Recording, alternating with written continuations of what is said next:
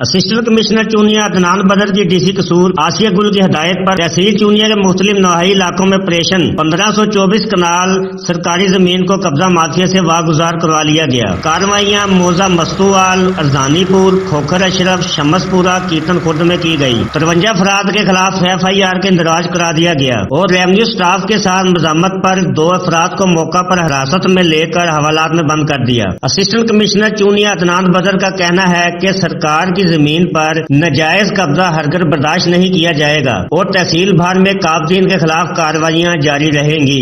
لاہور شہر سے دعوت اسلامی کا ایک قافلہ نیکی کی دعوت کو عام کرنے کی نیت سے الہ آباد میں تشریف لایا۔ دعوت اسلامی کے قافلہ لاہور پریس کلب کے معزز ترین صحافیوں پر مشتمل تھا۔